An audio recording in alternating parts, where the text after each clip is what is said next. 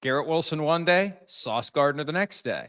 Yesterday, I addressed the Garrett Wilson contract, and I said, now the question is, what will the Jets do about Sauce Gardner? And it's no secret that he had a down year in 2024. It's no secret that the coaching staff is pushing him to recover, and there was a fair question. Are they going to do a deal, or are they going to wait until after the year to see how he does? And frankly, if Sauce Gardner had waited a year, if he had said, I want to reestablish myself as a first-team All-Pro before I do my second contract, it would have been worth more than the deal that he signed. What he signed, just like Garrett Wilson, same structure, 4-year extension. Remember, there are no extensions.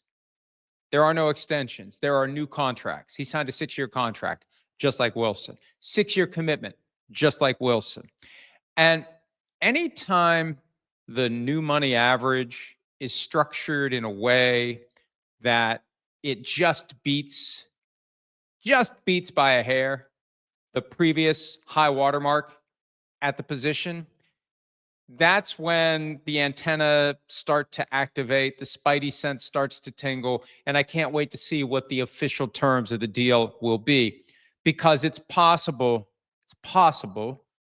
there was a little effort undertaken to get the Sauce Gardner deal just a little bit better than Derek Stingley. And it's already not as good as Stingley because Stingley isn't committed as long as Gardner is.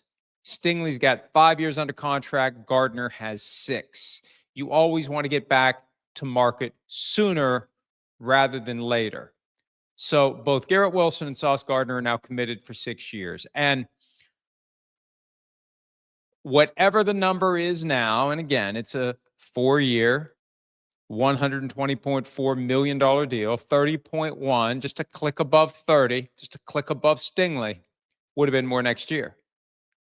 And part of the structural analysis of this contract is going to be, when can the Jets rip it up and move on? If 2024 wasn't an aberration, if 2024 was the start of some new trend, if the new coaching staff isn't going to be able to get 2022 and 2023 Sauce Gardner back on the field.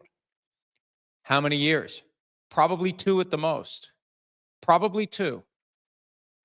Not many players get 3 years fully guaranteed, either at signing or as a practical matter. So hold that thought. We'll be getting to an example like that in a second. But for Gardner, and like all these deals, once you see the full deal, you can better understand what it means.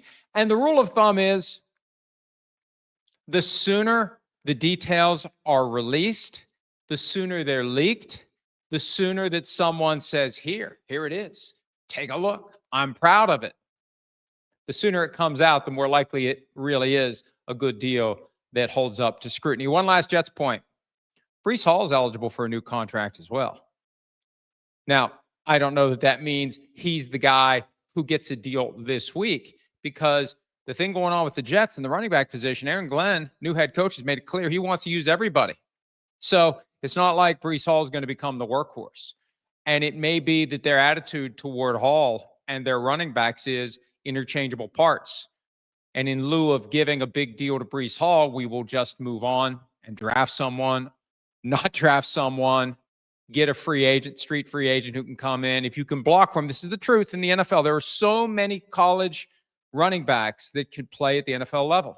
If you block for them, if you trust them to hold on to the football, and if you trust them to pick up blitzers in pass protection, they can play and play well at the NFL level. That's the conundrum. And the thing we've learned with the whole running back, remember 2 years ago, the running backs were up in arms and they weren't getting fair pay. And what could we do? Could they break away as their own bargaining unit? All the different ideas. The thing we've learned since then, the truly great running backs deserve to get massive contracts. But if you're not a great running back, you are susceptible to this lather, rinse, repeat. We're going to move on.